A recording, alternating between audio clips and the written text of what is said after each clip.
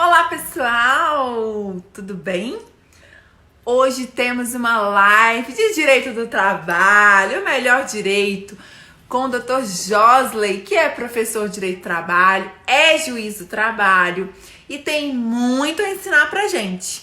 Então, pessoal, daqui a pouquinho o professor Josley já vai entrando e aí a gente tem muito a debater aí. Não só da MP 936, mas alguns pontos específicos, como, por exemplo, a portaria do INSS, que a gente vai trazer, se pode ou não pagar para aposentado. Tem muita coisa para a gente conversar. Por isso, quem entende mesmo, eu convidei o Dr. Josley, que é professor de Direito do Trabalho, é juiz do trabalho e tem um conhecimento incrível. Então, eu vou aqui enviar o convite para ele.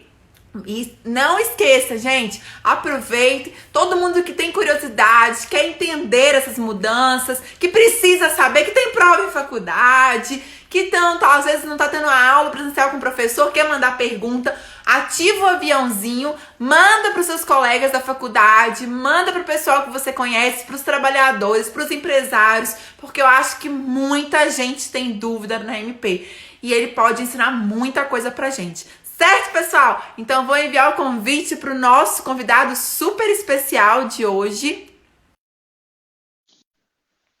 para ele entrar conosco e nos ensinar. Boa noite, professor Josley, tudo bem? Boa noite, Graça, tudo bom? Obrigado Ai, aí que inicialmente pelo convite, viu? eu Fiquei que muito feliz. agradeço. Fiquei super feliz, senhor, aceitar. O senhor que entende tanto. Eu sempre, já falei com meus alunos, às vezes eu faço uma seleção assim de algumas pessoas que eu sigo, que eu gosto muito. Gente, tem um professor sensacional. Isso já tem alguns meses. E aí, de repente, vem tudo isso para, vou ter que chamar o professor José para a gente poder conversar. Então, uma honra conversar com o senhor. Muito obrigada por ter aceito. E eu fico muito feliz mesmo. Brigadão. E a gente Eu, vai conversar um pouquinho, né? eu que agradeço, fiquei imensamente feliz com o convite. Nós que somos professores, arrumamos aí um jeito de estar com o pé na sala de aula nesse momento, né? Em É que verdade. presencialmente não podemos. Então, sempre é tempo, sempre é uma alegria poder compartilhar e refletir, ainda mais aqui no seu canal, tão engajado Ah, aí com os alunos. Desde já, obrigada. já fica aí o convite para os seus seguidores me seguirem também, para os meus lhe seguirem, porque a gente está sempre Ah, compartilhando essas ideias aí do campo trabalhista, especialmente nesse momento aí de pandemia, em que estamos todos é estudando ao verdade. mesmo tempo, né? E aí, quando passar isso tudo, eu espero o senhor aqui em Minas. E antes Ah, de eu estarei. tudo, eu quero que o senhor conte uma coisa pra gente. Como que foi fazer concurso para juiz do trabalho? Me conta um pouquinho dessa história. Ai, que ótimo, que excelente pergunta. Você sabe que uma das perguntas que eu recebo assim com maior frequência é justamente essa, né? Especialmente depois que o concurso da magistratura ficou unificado e tem muita gente aprovada, esperando para ser chamado. Então os alunos se sentem um pouco assim desesperançosos e aí, como é meio que uma válvula de inspiração, terminam perguntando bastante. Mas olha, eu desde a faculdade eu acho que as pessoas vão inspirando a gente assim muito, né? Eu procuro ter isso com os meus alunos, fico muito honrado quando isso acontece. E quando eu fazia estágio, havia uma advogada lá no escritório que já era trabalhista que se preparava para a magistratura do trabalho. E aquilo me contagiava muito. Eu sempre fiz estágio na área trabalhista, eu eu perdi contato totalmente com ela, eu não sei se ela passou, se ela continuou na carreira da advocacia, mas aquilo me inspirou muito. E estava bem na época da emenda 45, que você tinha que esperar 3 anos para ser aprovado, Uhum.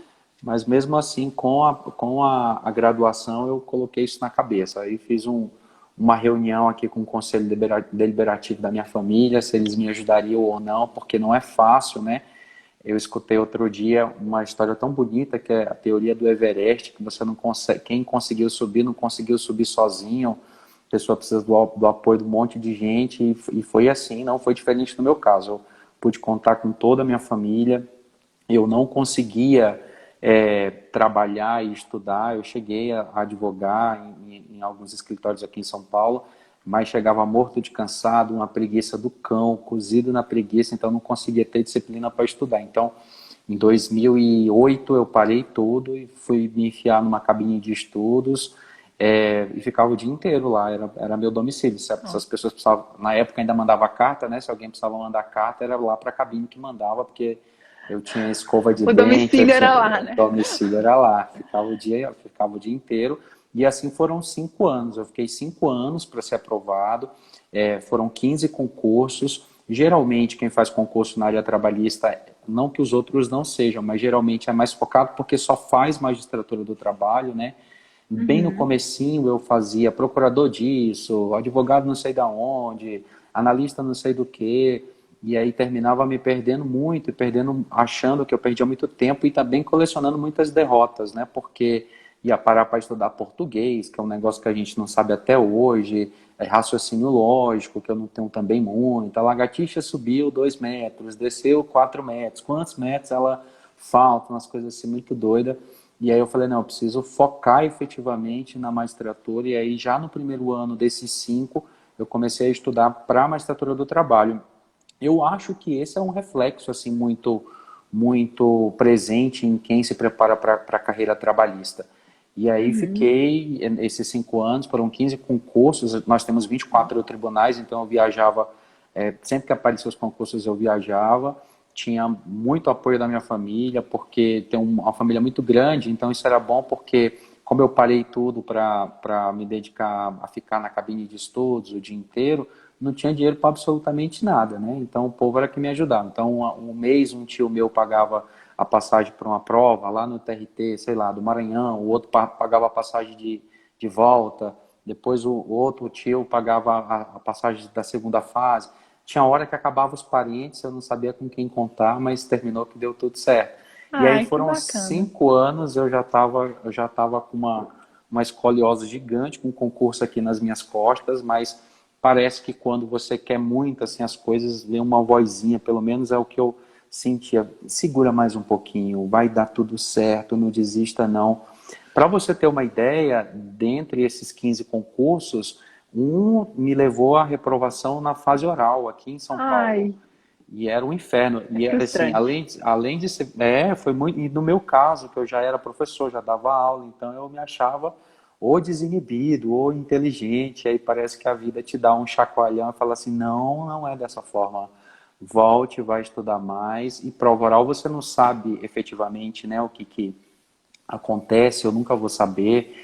E muito tempo, por muito tempo isso gerou muita mágoa em mim, mas depois, 2 anos depois, estava eu lá. E o mais curioso, só para concluir, é que foi essa reprovação em 2010, aqui no TRT da segunda região, era o 34º exame.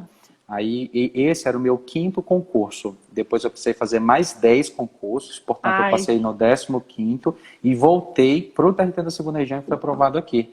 Quando saiu o resultado, são 5 fases do concurso, quando saiu o resultado da prova de sentença, que você vai para a última, né, a quinta, o oral, eu fiquei muito feliz, evidentemente, mas depois fiquei pensando, meu pai do céu, vai ser o mesmo tribunal, a mesma sala, a mesma banca, a mesma ai. cadeira, o povo vai olhar para mim e vai falar, meu filho, já lhe falei que não dá certo, vá para o Piauí vender alguma coisa. Você fica com esses dramas, mas aí eu pensava rapidamente, não, ninguém vai tirar isso de mim e deu tudo certo, graças a Deus. E hoje tenho dito que sou o juiz mais feliz porque talvez não fosse tão feliz como sou hoje na Justiça do Trabalho em outra seara, né, em outra. Não que as outras não tragam essa felicidade, mas porque me considero bastante envolvido assim dentro Uhum. do papel que desempenho, né? Aqui na E é. Justiça do Trabalho, eu me considero muito feliz, talvez o mais feliz de todos. E é E mesmo, acho que eu que tô isso é vendo aqui muito os advogados importante. falando, ai, é um grande juiz. Eu falei, é tão bom a gente ouvir isso e ver, porque é tão difícil. Às vezes, o papel do juiz, ele tá uma vida de uma pessoa nas mãos, né? Então, É, é um papel difícil. Acho que, com certeza, na hora que vai dormir, deve ficar pensando, ai, será que eu decidi da melhor forma? Mas é muito e bom isso ver a até história do senhor. hoje, isso acontece até hoje, né? Essas coisas, eu acho que todos que decidem os processos pensam dessa forma, né? Eu acho É. que fica um pouquinho mais fácil em razão do nosso sistema processual, que nos oferece o ônus da prova, então dá para colocar muita coisa na conta do ônus da prova, né? Quando você fala, eu acho que essa parte tinha razão, mas não demonstrou absolutamente nada ali no processo, você não tem como julgar em desacordo com as provas que estão ali, né? Então, talvez um sopro de alívio seja justamente o ônus da prova e o sistema processual que nós temos aqui, que deixa um pouco mais tranquilo, digamos assim. Então, vou aproveitar que o senhor falou de ônus da prova, e aí eu vou até inverter aqui o roteiro que eu tinha pensado. Agora vem a possibilidade de audiência online, como que a gente vai ser, e a gente, como advogada, é claro, eu fico um pouco ansiosa, apesar de adorar os meios digitais, mas eu fico um pouco apreensiva. Será que vai funcionar como? Como que vai ser a oitiva? Como que a gente vai ter a aplicação dos princípios de processo, especialmente ali aquele contato do juiz com as partes? Eu falo, eu tenho um grande amigo que sempre me xinga, que ele fala, juiz do trabalho não é oráculo, não. Você fica falando, mas ele tem que sentir como que a testemunha está falando, para onde que ela está olhando, se ela está mentindo ou não. Então, para mim, doutor José, a figura do juiz do trabalho, ela é essencial, até aquele contato com as partes, com os advogados, para conseguir chegar a uma conciliação, para conseguir decidir até com equidade na sentença. Audiências online. O que o senhor acha? Como que o senhor está vendo essa possibilidade? A possibilidade de fazer prova nessa audiência? Pois é, você falou que está apreensiva, eu também acho que estamos todos apreensivos, não só estudando tudo muito, né, essas medidas provisórias todas, inclusive como é que será o nosso futuro na Justiça do Trabalho, os processos trabalhistas, essa relação tão complicada, capital-trabalho, direito do trabalho tentando equilibrar, mas especialmente esses últimos atos aí das audiências online têm gerado uma preocupação muito grande. E eu acho que vai ser bastante desafiador, né? Aqui em São Paulo, nós temos dois atos bastante expressivos em relação a isso, que é o ato 7 e o ato 8 aqui da presidente do tribunal, da segunda região. Mas, assim, uma coisa que me conforta é que isso não é obrigatório ainda, né? Está expressamente lá, está expresso lá que as audiências unas e as audiências de instrução, elas não precisam ser pautadas e é assim que eu vou seguir. Eu sou de uma vara aqui da capital. A gente não vai, eu estou responsável pela vara e a gente não vai inserir, pelo menos enquanto for facultativo ao juiz a administração dessa pauta, porque eu acho que pode trazer não só problemas técnicos, que nós desconhecemos nesse momento, né? O PJE nos revela muito isso todos os dias, muitos desafios até hoje, e desde 2012 que o CNJ vem batendo nessa tecla do PJE, até que conseguiu, né? A gente não tem mais processo físico, mas assim, é tudo muito novo. Então você perguntava aí do ônus da prova, eu fiz até umas anotações aqui, digamos que isso fosse realmente uma sistemática obrigatória. Eu acho que seria terrível, porque o processo do trabalho, no processo do trabalho, a defesa é entregue em audiência, né? Então, nós não sabemos hoje quais atividades realmente estão fechadas, quais atividades estão funcionando, quem faria esse corte, né? Os decretos de onde. Então, assim, o restaurante está fechado, a casa de eventos está fechada, esse povo é réu na Justiça do Trabalho também, mas o supermercado não está, e quem pode levar defesa ou não? Quem entrega a defesa em audiência ou não? Quem protocoliza a sua defesa ou não? E eventual dificuldade com a coleta de prova documental, cartão de ponto, recibo de pagamento, verbas rescisórias. É justo que acho que é restrição até do cliente com advogado em face do isolamento social, não sei se isso pode ser levado em conta também. Outra coisa é a incomunicabilidade, que você colocou muito bem aí. Não se sabe como seria caso fosse obrigatório, e me parece que não tem que ser obrigatório mesmo. Como é que se vai fazer com o controle dessa incomunicabilidade, né? Tá todo mundo em casa mesmo, ou tá todo mundo no escritório do advogado, e aí era para evitar aglomeração, então vamos aglomerar todo mundo no escritório do advogado, é isso? Tem 40% da nossa pauta, eu diria, né? Só um chutômetro aqui, tem processos que envolvem perícias de insalubridade, periculosidade e acidente de trabalho. Como é que a gente vai fazer para marcar perícia, fazendo uma audiência online agora? As empresas estão abertas, elas estão fechadas. É claro que há uma preocupação muito grande com a celeridade processual. Nós temos varas, por exemplo, aqui em São Paulo, que tem uma pauta muito grande, e isso se espalha pelo país inteiro. Quando eu falo grande, assim, muito longe, né? Audiências que são marcadas Aham. para dezembro ou às vezes para o ano que vem. Então há uma preocupação com isso, né? De se entregar uma tutela jurisdicional mais rápido, mas talvez a pressa possa realmente ser bastante inimiga da perfeição.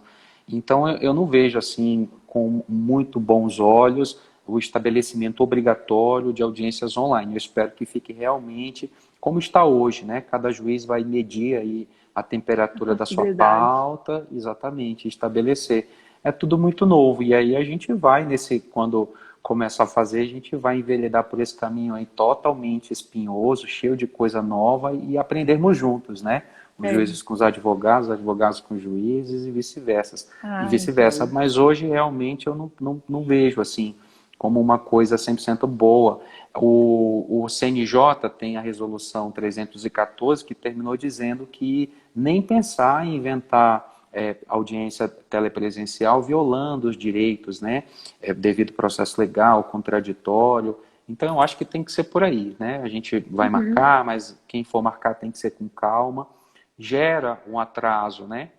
Da marcha processual, das pautas das varas trabalhistas, mas não tem jeito, todo mundo vai tirar um reflexo muito grande desse momento de pandemia, né? A É. própria relação de trabalho tá com isso hoje em dia. É. E aí, doutor Josa, eu sempre falo, assim, às vezes eu leciono direito econômico também. Então, eu sempre falo com meus alunos, gente, a minha base é o ciclo virtuoso, que eu chamo lá do John Keynes. Quanto mais as pessoas ganham, mais elas vão consumir, mais elas vão gerar empregos. E aí eu falo, e a justiça do trabalho ela é essencial para isso, porque ela implementa para a gente até os valores da ordem econômica, do artigo 170, de valorização do trabalho humano, existência digna.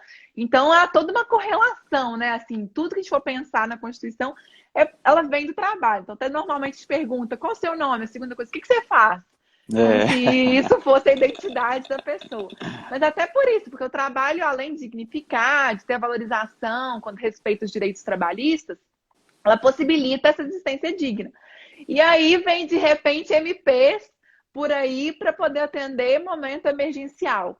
Claro, é totalmente compreensível, é um momento ninguém queria estar passando por isso. Eu acho que não tem gente que está falando, tô de férias, mas no fundo ninguém pensa isso, que está de férias, porque a gente está acostumado a essa cultura brasileira. Eu adoro abraçar, adoro beijar, e não ter esse contato é muito difícil. Como o senhor falou, a gente não está em sala de aula, é duro, me dói. E eu voltaria hoje, voltei, né, de licença maternidade, voltaria para a sala de aula hoje. E aí foi a minha primeira aula totalmente online. Eu falei, ai meu Deus, que vontade de ver as eita. carinhas do pessoal. E aí eu queria perguntar para o senhor, vem a MP 936, vamos até direto para ela, porque a 927 trouxe algumas coisas, mas foi mais teletrabalho, então são as possibilidades, né? Mas a 936 possibilitou redução da jornada, redução de salário, suspensão do contrato. O que o senhor achou? Foi positivo? Não foi? Poderia ter vindo mais? Não, eu acho que foi positivo. Tenho dito, a gente fez aqui, eu conversei com muita gente aqui nessas lives, não tinha outra coisa para fazer, né? E eu acho que, que a voz é essa. Foi uma medida positiva. A 927, como você disse, trouxe 7 medidas. Eu chamaria de técnicas de preservação do contrato, né? Para não mandar o povo embora. A 936 trouxe aí mais 2, redução e suspensão. Então, acho que é algo positivo. Agora, não dá para a gente, nós que somos operadores da Justiça do Trabalho, do Direito do Trabalho, fazemos parte de uma comunidade específica, que é a comunidade trabalhista, digamos assim, não podemos deixar de lado um rompimento com uma premissa muito básica, que era a necessidade de participação do principal ator, que é o sindicato, nesse diálogo todo, né? Me parece que o sindicato sai muito enfraquecido, mais do que já estava com a reforma trabalhista. Eu acho que a gente não desconhece, nós que somos do dia a dia, os problemas que envolvem o sindicalismo brasileiro hoje, né? As notícias dão conta de sindicato que passou a ser apelidado de sindicato pelego, corrupto, muito se imiscui com o movimento político, cobram isso, cobram aquilo, mas eu acho que exceção tem que ser tratado com exceção, e regra geral como regra geral. Os Uhum. ministros do Supremo, quando analisaram lá a liminar do Ricardo Lewandowski, eles não tinham a missão de dizer sobre a constitucionalidade da MP em si, e apenas referendar ou não a medida que o Ricardo Lewandowski deu. Mas a gente já tem a resposta, né? Todos já anteciparam, digamos assim, parte do seu pensamento. Todo mundo foi muito objetivo, muito rápido, o julgamento era remoto, mas já foi antecipado que essa medida tende, se for pautado o seu mérito amanhã, a ser julgada como constitucional. E na minha visão pessoal, não me parece, claro, longe de querer questionar uma decisão do Supremo Tribunal Federal, a gente vai aceitar evidentemente, é uma decisão técnica e vinculante, mas me parece que não seria por aí. A Constituição tem um professor, muito meu amigo, chamado Dirley Cunha, que tem uma frase, disse uma frase muito marcante assim para mim, que é: a Constituição precisa ser firme, inclusive nos momentos de crise. É justamente nesses momentos para os quais ela serve, né? Para que ela se mantenha ali. Nós sabemos que nós temos diversas interpretações constitucionais, né? Está escrito lá expressamente, só pode casar homem com mulher, e o Supremo foi lá e disse: não, outros casamentos, pessoas do mesmo sexo serão admitidos. É muito bonito isso. Esse pensamento, muitas vezes, ele é deslocado para a análise do artigo 7º, inciso 6º. Está escrito expressamente: chame o sindicato para reduzir salário. E aí, com uma outra interpretação também ampliativa, principiológica e com uma série de fundamentos, talvez se dirá que a redução ela pode ser feita por acordo individual. Então, eu acho que a medida provisória ela é muito bem-vinda, ela complementa uma outra, a 927, mas ela peca nessa história de acordo individual. Nós sabemos que não é um acordo individual em regra, né? Nós sabemos os problemas que esse acordo, que hoje pode inspirar uma tranquilidade, uma segurança para o empregador, os problemas que amanhã ele pode trazer num processo, uma alegação de vício de vontade, primazia da realidade. A gente pode anular isso em 30 segundos em mesa de audiência com a nossa grande prova testemunhal. Especialmente em um momento em que o empregado não está com uma vontade, digamos assim, tão liberta, né? Ele já é a parte mais fraca da relação de emprego. A pandemia, a crise, ela afeta todos nós em todos os segmentos, mas ela não igualou as pontas da corda. O empregado continua sendo a parte mais fraca, ele continua sendo hipossuficiente, ele continua sendo vulnerável em relação ao patrão. Então vai ser desafiador para a gente lá na frente descobrir se realmente foi acertado ter usado o acordo individual. Me parece que o ministro Ricardo Lewandowski tinha feito certo, tinha ido pelo caminho certo, porque a MP, quando ela reduz, né, quando ela propõe essa redução para acordo individual, ela tem lá o artigo 11, parágrafo 4º, bem rapidinho, que fala assim: chama o sindicato em 10 dias. E não diz exatamente para quê, nem qual é a consequência, né? Se não chamar, vai tomar uma multa, uma surra de corda molhada. Não tem nada disso. Então, o que ele fez foi dizer assim: não, vamos usar aqui esse artigo para dar uma força maior para a participação do sindicato, que foi esquecido. E aí me parece que isso pelo plenário não foi muito bem visto, né? Talvez antecipando um julgamento possível de mérito. Então, em suma, eu acho que as duas são muito bem-vindas, tem problemas como toda norma jurídica tem, mas o grande problema da 936 em si foi ter feito essa permissão de redução de jornada e consequente de salário por acordo individual, né? Porque a Constituição fala expressamente que não poderia, que teria que ter a participação sindical. Mas assim, também não estou me fazendo de rogado, de esquecer quais são os problemas que o sindicato tem. A gente viu muita gente comentando aí que atua na prática que o sindicato está fechado, ou que está cobrando não sei quanto para negociar, ou que não aceita negociar, ou que o site não funciona, ou que não sei o quê. Mas esses problemas eu acho que eles são pontuais. A gente não pode usar, me parece, né, eu ousaria dizer, uma regra excepcional. Isso não é 100% do sindicalismo brasileiro. Nós temos sindicatos fortes que estão negociando, inclusive, neste momento. E eu acho que esses problemas eles não poderiam ser levados em conta para afrouxar o texto constitucional. Mas me parece que, infelizmente, o Supremo vai decidir dessa forma, né? Se julgar o mérito disso antes. Senão, a magistratura de primeira instância vai estar autorizada a discutir a validade desses acordos individuais a partir do 166, né? Vícios de vontade e seja o que Deus quiser. Aí vai ter muita ação no nosso trabalho em decorrência disso, né? Porque realmente tu pensa, eu sempre falo, gente, imagina o empregador, nesse momento, ele é muito mais forte. E o empregado fica naquele medo, se eu não aceitar isso, eu vou acabar perdendo o emprego. Eu até vi que a Aline perguntou aqui atrás, mas posso suspender o contrato de um trabalhador e de outro não? Pode, a empresa, ela vai olhar a necessidade dela nesse momento, né? E aí se aceitar. E aí, entrando nisso, até eu queria, porque quando a gente pensa, eu acho que o reflexo em alguns meses vai ser muito grande. Muita gente que não vai conseguir consumir, que não vai conseguir pagar as contas, os aluguéis, porque vai diminuir a renda. A pessoa, e aí todo mundo fala, mas é melhor pelo menos manter o emprego com menor salário. Mas muita gente não vai mudar, não consegue mudar o padrão de vida da noite para o dia, não consegue, já tinha assumido contas. Então a gente vai ter uma avalanche. Eu achei, teremos, eu acho também, muita gente vem interpretando também dessa forma, justamente porque as normas não são tão completas, né, tão expressivas. Nós temos um direito positivado, mas a gente tem um problema legislativo muito grande. A gente está discutindo até hoje, a gente vai falar daqui a pouco, que a gestante pode ou não pode. Se esqueceram de dizer, né, de uma garantia de emprego tão...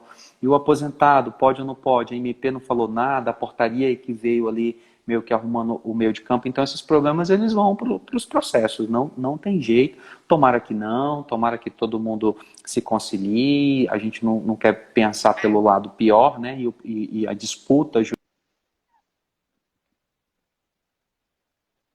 Tomara que não, mas eu acho que vai ter. Agora, eu achei que, pegando o gancho do que você comentou, que essa ajuda do governo ela foi muito tímida. A gente tem visto aí em outros países ajudas mais expressivas, garantias de emprego mais expressivas. Nós vamos ter um empregado que vai passar por uma redução ou por uma suspensão, né, de 90 ou de 60 dias. Ele só tem o mesmo prazo de garantia de emprego, e ele vai contar com um benefício atrelado ao teto do seguro-desemprego e de cálculo semelhante. Eu não entendi até hoje por que fizeram essa amarra ao seguro-desemprego. Se a medida provisória o tempo inteiro fala isso não tem nada a ver com seguro-desemprego, a pessoa vai poder receber o dela lá na frente. Isso não é seguro-desemprego, era o BEMPER, né, que agora a portaria chamou de BEM, mudou ele de nome, benefício emergencial. Então, assim, eu não sei por que se amarrou esses tetos. Um empregado, por exemplo, que ganha 3.135, que são os 3 salários mínimos e salário teto de quem pode reduzir por acordo individual. Se ele tiver o contrato suspenso por 60 dias, ele se habilita no bem e ele vai ganhar no máximo o teto do benefício seguro-desemprego, que hoje está 1.813. Ele vai ter uma perda de quase 42%, né? É por isso que agora a gente já vê muitos professores, muitos autores defendendo, mas nesse momento a gente não pode pensar em salário, a gente tem que pensar em renda. Mas é o que você acabou de falar, a Constituição ela não defende renda, ela defende salário, o consumo vai cair e aí abre-se novos desafios para a gente, né? Então eu acho que, quis apenas complementar o que você falava, eu acho que essa ajuda ela poderia ser mais expressiva. Então assim, eu tenho 3.135, estou em casa, o governo me paga 3.135. Eu tive uma redução de 50%, então o governo me paga centavo por centavo. E não esse 50%, mas atrelado ao teto do seguro-desemprego. Mas aí no final das contas, quando soma o que o empregador vai continuar pagando na redução, com aquilo que ele ganha do governo, dá quase não é a mesma coisa, né? Quem paga a conta é que sabe que não é. Mas enfim, né? Outro ponto bastante desafiador.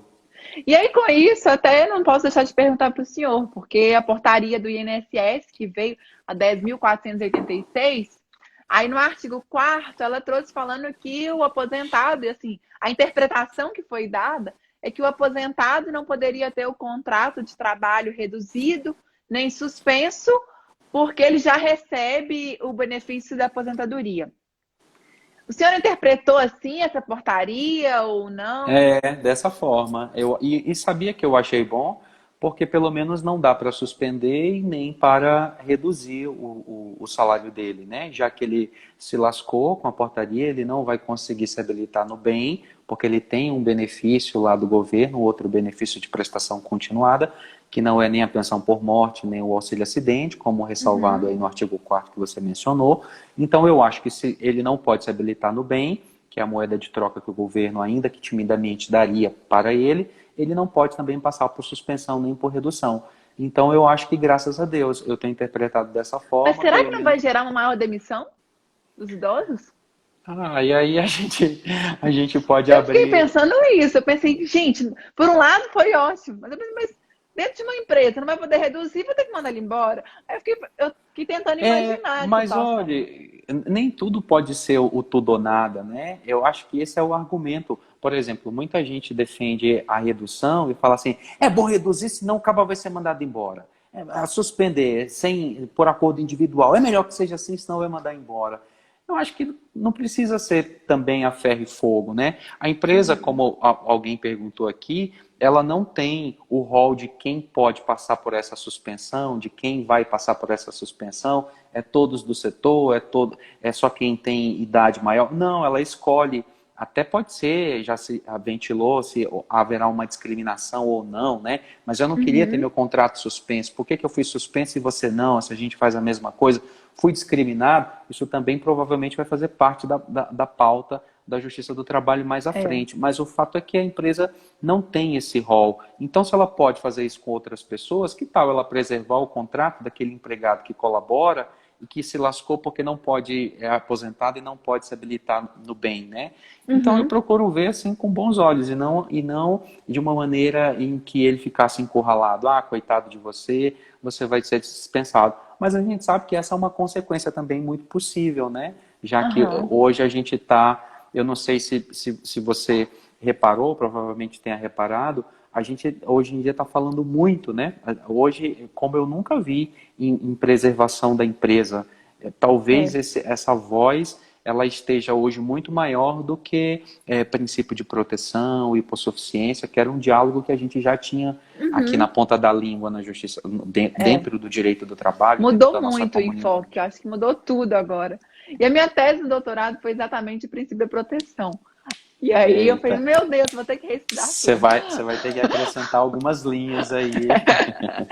E aí, até eu vi aqui que o André perguntou para trás se para ter suspensão precisa estar fechando a empresa. Não, a gente, mesmo a empresa em funcionamento. Pode ser que ele tenha pensado também em força maior, e a gente vai discutir isso mais para frente. E É, a SH Ribeiro, acho que Chile, perguntou qual a portaria. É a portaria 10.486 do INSS. Bom, exatamente. gestante, vai dar para reduzir contrato de trabalho? Eu acho que sim. Eu vi muita gente defendendo que não, e talvez o argumento seja que justamente o olhar diferenciado que o TST dá, né, para essa garantia de emprego. Nenhuma garantia de emprego, a pessoa pode renunciar. Aliás, todas as demais garantias de emprego, a pessoa pode renunciar validamente. A gestante não, tem que ser via artigo 500, segundo as últimas decisões do TST. As garantias de emprego foram criadas para os contratos indeterminados. A gestante da CLT, mesmo que determinado, tem a proteção, muito por conta daquele argumento de que não é uma garantia de emprego exclusiva dela, mas também de proteção à maternidade, da criancinha. Então, talvez Uhum. essa seja uma preocupação dessa corrente que vem defendendo que suspensão e redução não pode atingir essa pessoa em específico, né, a gestante. Eu não vi ninguém falar de CPEiro, se CPEiro pode ou se não pode. Eu não vi ninguém falar de povo que participa de comissão de conciliação prévia, das outras Uhum. garantias de emprego, né? Só da Sim, gestante, muito provavelmente por conta desse olhar mais específico que para o a criança. TST dá nessa dupla proteção. Mas, na minha visão, eu acho que, e aí eu ouso dizer que esse vai ser o caminho lá na frente, mas também é só um presságio, eu acho que não tem incompatibilidade alguma. Eu acho que dá sim para suspender ou para reduzir, claro, durante a gestação e não durante a licença, né? A mulher já Aham. pariu, já saiu, já está de licença ali depois do parto, aí não, mas nesse momento aí dos 9 meses, não tem problema, nem redução e nem suspensão, a partir da premissa de que essa redução, essa suspensão é efetivamente válida, né? O Supremo ainda Uhum. não julgou o mérito disso. Hoje o que a gente tem é uma MP que tem a sua vigência normal. Então, a partir dessa premissa, eu acho que se aplica à gestante. Veja, a gestante hoje em dia, ela passa pelas outras hipóteses de interrupção e de suspensão e a gente não questiona. Então, uma É. gestante no quarto, no quinto mês, ela pode pegar uma suspensão disciplinar do 474, desde que seja até 30 dias, em tese está tudo bem. as faltas injustificadas dela, lá do 131, serão descontadas, e isso também é uma hipótese de suspensão. Então, o que a MP trouxe foi mais uma hipótese de suspensão, com as suas formalidades. Não vejo por que ser incompatível com a gestante. Então, eu acho que dá para ser compatível, sim. Mas é claro, né, como a gente pontuou aqui, o TST tem um olhar diferente para essa garantia específica. Então, é possível que, por uma série de fundamentos, digam que não. Agora, como bem colocado aqui, ela vai se lascar, talvez, no benefício maternidade, né? Ela recebe com base no último salário, se esse salário estava reduzido, e aí o que a gente faz? Pega o penúltimo antes da redução, o antepenúltimo, pega o último salário. Se for suspensa, ela estava sem salário, vai ser zero, vai ser um salário mínimo, ou salário antes da suspensão. Ainda não se sabe lá, os previdencialistas, o que será feito com isso. Outro impacto que vai ter são as médias, né? Se ela ficar suspensa, cai a média lá do benefício que o empregador vai pagar a título de auxílio maternidade, que depois ele desconta, compensa com a Previdência. Aí a resposta que a MP trouxe para todo mundo que tiver o contrato suspenso foi: se você quiser, as portas estão abertas para você virar facultativo. Ninguém vai virar facultativo, né? Porque tem que recolher Sem 20%, R$ 209, a pessoa já está sem renda, ainda tem que tirar 209, não vai. Então, assim, vai ser desafiador para a gestante, como para todo mundo, mas em razão do benefício, o impacto que vai gerar no campo previdenciário, mas numa linguagem trabalhista, eu vejo como uma compatibilidade, não vejo que tenha problemas, não. Acho que ele até respondeu a pergunta que o Eloy fez aqui. Se a acordo de redução salarial de gestante pode gerar perda de benefícios se não tiver desconto de INSS. E aí foi exatamente isso. Até o Daniel está perguntando assim, como fica a suspensão do contrato por prazo determinado, e no caso de contrato de experiência, se pode suspender. Primeiro, mandar um abraço para o Eloy Natan, participou de uma live comigo, ele é presidente dos sindicatos dos bancários lá do Maranhão, foi uma live super esclarecedora, porque a gente queria muito entender, né, todos esses problemas aí do sindicato, enfraquecimento, então a participação dele foi muito aplaudida. Obrigado, meu amigo, e obrigado por participar aqui mais uma vez desse nosso outro encontro. Agora, o Daniel Cortez Fonseca. Daniel, nós temos uma resposta muito tímida na CLT, que talvez possa ser o caminho, que é o 472, parágrafo 2º, que diz assim: quando as pessoas estão quando há um contrato por prazo determinado, se acontecer qualquer BO, qualquer pendenga ali, as partes podem ajustar que esse BO não faz parte da contagem. Então, se eu me acidentar, se eu for para a Previdência, se a gente ajustar individualmente, a gente fala: esse mês que eu vou ficar lá em casa, vamos fingir que ele não aconteceu, quando eu voltar o contrato flui normalmente, ao invés de deixar esse tempo fluindo junto com o tempo do meu contrato. Então, eu acho que isso pode ser colocado numa cláusula pelos advogados, nesse acordo individual, quando for suspender um contrato determinado. Então, eu acho que via 472, parágrafo 2º, uma base analógica, a gente poderia usar essa suspensão também para os determinados, como para a experiência, como os determinados do 443, o aprendiz, que foi citado expressamente lá na 927, apesar que eu acho que estando suspenso, ele não está aprendendo absolutamente nada, mas enfim, daria para usar esse 472 analogicamente. Eu só não sei se a gente consegue aplicar suspensão, estamos todos ainda estudando tudo, para os determinados de 180 dias da 6019, porque são contratos determinados, em tese daria para aplicar, mas eles têm causas específicas, né? Estou falando da terceirização específica.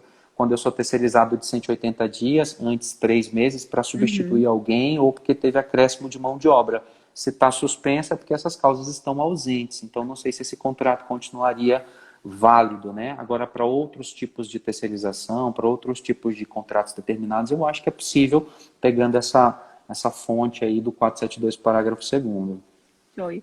E aí, antes de a gente ver aqui a pergunta da Renata, para quem não tem controle de jornada, pessoal do artigo 62, daria para reduzir também?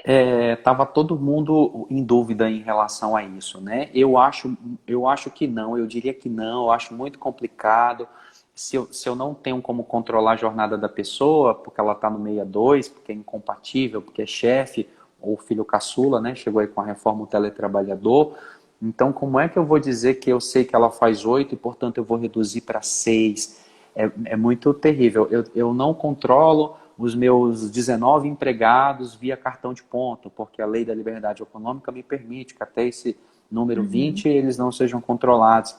Mas agora eu descobri que eu controlo para que eu possa reduzir. Fica absolutamente estranho. Mas muita É. gente propôs a redução da produtividade e o governo parece que ouviu a voz de muita gente, né? E aí eu anotei aqui, o artigo 4º também, parágrafo Aham. 3º, diz isso. Ele falou, ó, se quiser atingir justamente essa galera, o povo do 62, ou o povo, aliás, quem não tem controle de jornada, ou quem ganha salário variável, então a gente vai combinar uma produção e a gente reduz a produção. O que também é muito desafiador, né? É. Eu não Porque sei se as medir a empresas produção não é tão medir a fácil. produção, exatamente. Isso é muito bonito, né, da boca para fora, no livro, doutrinariamente, mas na prática, quem eu posso reduzir efetivamente? No chão de uma fábrica, em que a pessoa produz 100 peças, aí fica mais próximo disso, né? Mas nem todas as atividades, me parece, conseguem chegar perto disso, né? Dessa Uhum. produção. Mas esse foi o caminho que a MP, que a portaria trouxe, essa 10486, e que as empresas vão passar a adotar e que só lá na frente é que a gente vai ver se adotou correto ou não, se foi uma produção bem Aí é medida uma ou outra não. história, né? É o segundo Exatamente. capítulo da novela. E aí estão perguntando Exatamente. aqui se uma vez assinado o acordo de redução de 25% ou 50%, se existe a possibilidade de posteriormente alterar para suspensão do contrato de trabalho. Depende do prazo. Também eu achei muito bacana essa passagem, porque eles falaram que redução é até 90 dias, suspensão até 60 dias, quebrado em até 2 períodos de 30, mas se quiser misturar uma coisa com a outra, ou 2 de cada, só pode ser 90 no total. Então a leitura que eu faço e que eu vejo muita gente fazendo nesse momento é que se eu quero reduzir 2 vezes, até 90 dias. Se eu quero suspender 2 vezes, até 90 dias. Se eu quero misturar uma coisa com a outra, até 90 dias. Então, eu acho que é por aí. Eu acho que dá, depois que você reduziu, para suspender, desde que não ultrapasse o prazo total de 90. Uhum, Agora, não daria para pegar o melhor de tudo, né? Então, 90 primeiro, reduz para 25 e depois suspende por mais 60. O empregador vai ter que fazer esse cálculo bem feito. E aí, talvez muito por isso que tem a 927, né? Você não consegue somar as duas coisas, então volta para a 927, trabalha com férias individuais antecipadas, já que a gente desvirtuou mesmo o Instituto de Férias, vamos trabalhar com antecipação de feriados, vamos é. trabalhar com esse banco de horas inédito de 18 meses a partir do final da 31 de dezembro, né? Mas, em suma, não poderia passar de 90 dias. Até pode misturar as duas coisas, desde que fique 90 dias.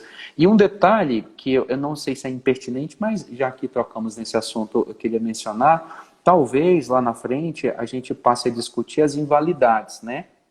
Se Uhum, reduziu validamente, se suspendeu validamente, e essa validade barra invalidade, ela pode inclusive estar atrelada ao prazo. Ah, mas eu fiquei mais que 90 dias, é válido? A gente sabe que não vai ser, né? E aí a consequência dessa invalidação, dessa nulidade, digamos assim, seria mandar pagar tudo que ele deixou de receber nesse período de falsa redução ou de falsa suspensão. Mas uma discussão que pode ser levantada é assim: e se os dias forem ultrapassados, se os 90 dias, se os 60 dias, isso é inválido? Me parece que sim. É 60 dias, ponto, acabou. E a contagem em dias é feita pelo 132 do Código Civil, não é a mesma coisa que meses, né? É igual a gente conta, os RHs contam os contratos de experiência na unha, 2, até dá 90, não é 3 meses, porque dá diferença. uhum. A contagem em meses pelo Código Civil, ela se dá o dia equivalente hoje no mês subsequente. Por exemplo, 10 de outubro, 10 de novembro, 10 de dezembro, 10 de janeiro. Não interessa se dezembro teve 30, 31, 28, foi bissexto, teve 42 dias. É o mesmo dia, juridicamente é assim que se conta. Já a contagem em dias, que é o caso da suspensão e da redução da MP 936, ela se dá na unha, 2, 3, 4. Então eu acho que se passar 92, essa suspensão ela tende a ser invalidada. E aí a gente também Por vai inteiro. discutir lá na frente. Inclusive isso se invalida por inteiro, se invalida esses 2 dias que passou. Essas discussões Aham. todas elas vão ficar em cima das nossas cabeças mais para frente. E a Renata está perguntando aqui o seguinte: se fizer redução de jornada de salário de 50%, se a pessoa pode trabalhar integralmente o dia inteiro durante 15 dias e depois ficar outros 15 dias no mês sem trabalhar. Eu acho essa uma excelente pergunta, mas eu Uhum. tenho dito o seguinte, eu já recebi essa pergunta algumas vezes também, aqui na rede social, eu tenho dito o seguinte, a gente sempre tem procurado se apegar aos termos técnicos, né? Nós ensinamos aos alunos que jornada é quantidade de horas de um dia, e foi esse o termo que a MP usou, né? Redução de jornada. Então, me parece, eu não sei se eu estou sendo muito rigoroso, me parece que a gente tem que trabalhar com um dia e não com outros módulos semanais, quinzenais, mensais. Olha, eu vou reduzir o seu salário por 90 dias, então deixa eu te trabalhar esse mês inteiro, mas trabalha... Vai ficar muito louco. E a mesma coisa misturar com os divisores, né? 220, eu vou te reduzir aqui 25% de 220, dá cento e tanto, então você trabalha 60 e tantas espalhadas. Eu acho que muita gente vai defender isso, mas a minha resposta nesse momento seria os dias. Jornada, usou-se jornada, não se usou termos maiores, né? Duração do trabalho pode ser reduzida em até 25%, o que entraria os módulos maiores, como a semana de 36, a semana de 44 da Constituição. Então, me parece que tem que ser usado o dia. Mas claro que essa tese vai ser levantada, vai ser construída e tem bons fundamentos, e é outra coisa que também fica para a posteridade. Mas nesse momento eu ficaria com a literalidade da MP. Quem mandou botar jornada, né? Botou jornada, então eu acho que se é Vai 8, ter discussão. vai É. reduzir dentro da jornada. Porque Você aí a gente acha também como? poderia pensar. Eu acho que poderia, porque eu estou pensando já. Ah, mas a gente calcula o valor do salário da hora. E aí a gente calcula pensando em 220 horas. A pessoa vai trabalhar só 110. Então, não Entendi. sei, assim, ainda não tinha, Aí não tinha pensado antes de 50. espalharia essas 110 do jeito que a empresa quisesse, mais ou menos. Porque ela permite a utilização de banco de horas e tudo. Mas, por outro lado, eu tô aqui pensando, Entendi. por que será que na hora que eles trouxeram, será que essa medida não é porque, olha, como tá todo mundo em quarentena, tem que cuidar de filho, tem outras atribuições, então reduz a jornada, aí seria diária já, porque aí tem outras É, atribuições dentro de casa. E eu acho realmente que é uma interpretação a ser feita, eu não tinha pensado. Por mim, realmente poderia reduzir. Aí o senhor trouxe uma outra interpretação que eu fico pensando, nossa, e é mesmo, Mas será que... claro, tipo, agora você falando, se a empresa fizer as duas coisas, né, o banco de horas da 927 consequente com a redução, aí as duas coisas casadas me parece que se torna possível. Mas vamos supor que é uma empresa que não fez esse banco de horas, ela não quer fazer por N motivos, ela só quer fazer a redução. Nesse caso, o Instituto da Redução, no meu pensamento, teria que ser em cima da jornada. Mas repito, Uhum. não sei se estou sendo muito rigoroso com essa leitura aí do 936, que usou essa palavra jornada. É. Se você fala de carga horária, eu não sei, poderia ter pensado em outro termo. A Michelle Ah, perguntou aqui, Torchosa, e aí eu vou repassar para o senhor para a gente poder. Porque eu sempre computo o aviso prévio dentro do contrato de trabalho. E aí ela fala aqui que ela chegou no Cine e falaram que ela não poderá receber o seguro-desemprego porque uma parcela foi paga durante o aviso prévio. E aí não computa esse tempo para recebimento do seguro-desemprego. Eu não lembro, na lei do seguro-desemprego, eu não lembro de diferenciar recebimento em tempo de aviso prévio. Deixa eu até pegar aqui como que ela perguntou. recebeu o quê no tempo do aviso Ela prévio? colocou assim: fui informada pelo Cine que o mês do aviso prévio trabalhado não pode contar como mês para ter direito ao seguro-desemprego. Eu nunca tinha visto isso Eu assim. também não. E conta como mês de trabalho. Então não Nós é temos, computado no contrato de trabalho. Não nós tem nenhuma temos exceção. um entendimento já pacificado até, né, nas OJs do TST, nesse sentido. É claro que essa parte administrativa, ela não olha muito a jurisprudência judicial, né, do TST. A gente acabou de ter uma reviravolta aí na Caixa com a questão da liberação por força maior que eles estavam exigindo lá no manual, que o empregado nessa altura, com fórum fechado, isolamento, procurasse um advogado para ter a força maior reconhecida num processo. E aí parece que ontem eles já voltaram atrás e que não. Então, possivelmente está havendo uma desconexão, mas assim, respondendo juridicamente, né, e não sobre um olhar administrativo de Cine Y ou Cine X. O aviso prévio faz parte do contrato de trabalho e eu acho que ele não pode inviabilizar o seguro-desemprego de nenhuma forma. Joia. Tô vendo que o Olha quem Rafael apareceu. Lara entrou. Já ia falar agora. Que bacana, Rafael. Daqui a pouco também a gente vai ter que conversar para ver a opinião do Rafael, porque ele Ele também não vai tá super aceitar ativo participar de no live. live. Você sabe, eu vou fazer uma denúncia aqui. Eu convidei ele e ele recusou na cara Ah, dura. Ele falou, não posso, não vou. Se você ai, conseguir, você vai ser uma vou privilegiada denunciar. ter uma live com Rafael Ah, Lara Martins. bom, eu tô dando, e aí força maior, já que o senhor comentou do problemática da Caixa, eu estou vendo uma grande discussão, porque no 502 fala em extinção de estabelecimento. Mas é necessária a extinção para poder ter a força maior? Ou se tiver demissão de 2, 3, 4 funcionários numa empresa de 50, eu posso utilizar a força maior? Eu acho que pode, e arrisco dizer que isso vai terminar sendo a tendência, o caminho. A própria Caixa, acabei de dizer, a gente viu, né, voltou atrás em relação a essas questões todas. A medida provisória 927, ela fala expressamente, ela direciona expressamente para a força maior. Então, é um instituto que eu acho que tem que ser bem usado nesse momento em prol das pessoas e não contra, ficar dificultando o reconhecimento da justiça, a empresa inteira tem que fechar. Eu interpreto esse artigo, eu não me lembro agora se é o primeiro ou o segundo da 927, no seguinte sentido: como ele fez referência ao 501, então as dispensas que ocorrerem, né, de estabelecimento ou de extinção de empresa nesse momento serão encaixadas ali. A empresa ela não precisa fechar 100% da sua atividade, né? Agora, mais uma vez, na prática, o que seria, né, o encerramento do estabelecimento, se isso for levantado? A gente vai ficar com essas dúvidas todas. Mas é essa a leitura que faço. É força maior e pode a empresa inteira ou o estabelecimento. Agora, um único empregado me parece que não sei. A despeito de ter essa redação também, fazendo menção ao 501, o que daria a entender que todas as dispensas até dezembro poderiam estar encaixadas ali dentro, por uma presunção absoluta de força maior em todas as empresas.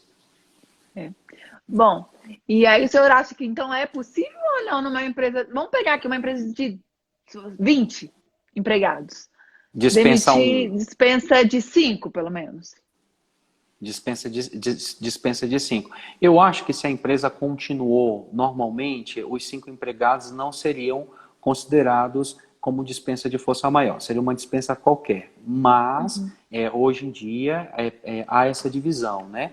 A divisão restrita do 501, estabelecimento barra toda a empresa, como essa interpretação da 927, que foi falar em força maior não sei para quê, que está dando a entender que hoje o Brasil vive uma força maior meio que presumida. Tanto que isso levou a Caixa a voltar atrás. Não preciso entrar na justiça para provar que a empresa está passando por força maior. A própria medida provisória deixou isso claro, presumidamente, para todas as empresas brasileiras. Então, indo por esse caminho da 927, esses 5 empregados seriam. Não é a minha visão. Eu acho que tinha que ter encerramento da empresa ou pelo menos de uma parte Aplicando o próprio considerável, né? artigo. O próprio artigo. Ótimo. Mas esse caminho ele está solto por aí e acho que vai ser o que vai prevalecer mais para frente. E a última pergunta, porque é tão gostoso ouvir o senhor, que na hora que eu vejo que o horário, Ai, que bom. perguntaram aqui do teletrabalho, se tem que continuar o pagamento de vale alimentação, de ticket, vale refeição, como que o senhor vê no teletrabalho? Já que tudo vai ser feito por acordo individual, se bem que o teletrabalho pela MP agora é de goela abaixo, né? Não precisa chamar o cara para fazer acordo. O empregador comunica, Avisa, né? Só me avisa 48 horas antes que eu vou estar em teletrabalho.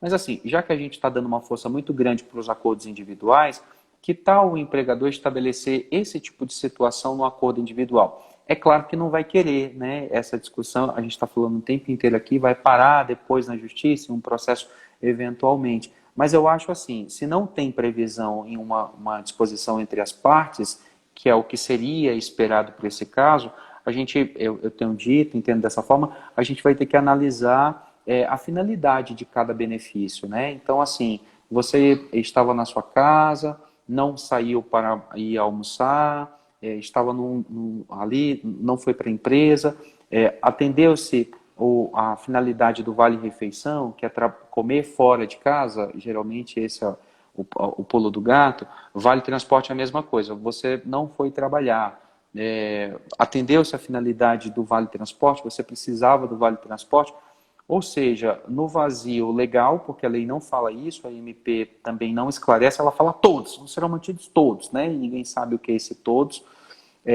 Eu acho que tem que ser analisada a finalidade de cada benefício. Então, o plano de saúde é inquestionável, seja para o teletrabalhador, seja para a suspensão, mas vale transporte e vale refeição, eu já acho que seria incabível, porque a finalidade dele não estaria sendo verificada nesse momento, seja no teletrabalho, seja na suspensão. Mas claro que é só um pensamento, isso merece crítica, tem muita gente dizendo que todos é todos, então se a MP diz que era todos, não mexe em nada, senão vai ser uma alteração ilícita, vai ferir o 468, não sei o quê, e eu acho que também são argumentações válidas. Mas, em resumo, eu acho que tem que ver a finalidade de cada benefício. Então, voltando, num caso de suspensão, e mesmo do teletrabalhador, como ele está em casa, na minha visão, não mereceria vale-transporte, por exemplo, e nem vale-refeição. Mas a alimentação já poderia. Aí a alimentação já vai ter... Que vai para o supermercado e tal. Já tem quem diga isso, né? Ah, mas ele é obrigado a comer a comida da panela deles, ele continuou trabalhando aqui, não era bom que ele tivesse esse auxílio refeição, pelo menos nesse momento. Não sei, ele não saiu, ele permaneceu em casa. O teletrabalhador também vai ter a situação da própria despesa com a operação da função, né? Essa MP trouxe essa confusão de misturar jornada com despesas. Até então, o teletrabalhador era expulso do capítulo de jornada, morra, trabalhe o tanto que você quiser, segundo o 62. A MP veio, o 927, e disse, se o empregador não arcar com as despesas, então, nesse caso, o caba só trabalha 8 horas, ou seja, o que passa disso é hora extra. Misturou uma coisa com a outra que, para mim, não fez o menor sentido. Então, dentro dessa confusão toda de teletrabalhador, eu imagino que, no que se refere a benefícios, eu teria que apreciar a finalidade de cada benefício, assim, para que foi criado, e se durante esse período, se essa finalidade estava sendo observada ou não, mas também é só um ponto de vista. Vai ter muito problema na justiça, porque eu também eu acho que deveria ser mantido, pelo menos o alimento do supermercado. Gislaine Chá, advogada, ela mora em Nova York. Como é que tá aí, Gislaine? Essa pandemia toda, tá todo mundo isolado lá, a nossa live tá internacional. Que chique. E eu aproveitar, até vi que tá a doutora Deise com a gente, que é advogada super atuante, com escritórios no Nordeste, Brasil, fez doutorado comigo, e a professora Márcia Costa, que é assessora aqui no tribunal, é professora aqui em várias instituições. E aí, beijão já avisou aqui que falta 1 minuto para terminar. Eu queria agradecer ao senhor. Que delícia. Muito obrigada, viu? Obrigado você pelo convite. Estou à disposição. Sempre que você pensar em alguma outra live, algum outro projeto, eu vou estar sempre aqui, porque é sempre uma alegria compartilhar o pensamento junto com seus alunos. Renovo mais uma vez o convite para os meus seguidores lhe acompanharem. Você tem um trabalho muito bonito, muito relevante. Obrigada, e vice-versa, para os seus ficarem por aqui também. Todo mundo, gente, segue o Dr. Josa que a gente aprende com os grandes, hein? Bom, muito obrigada. Um beijão para o senhor. Beijo para você também. E a gente Boa continua noite. Conversando para aprender mais com o senhor. Beleza, Tchau, um beijo. gente. Tchau, Obrigada. minha gente. Até a próxima.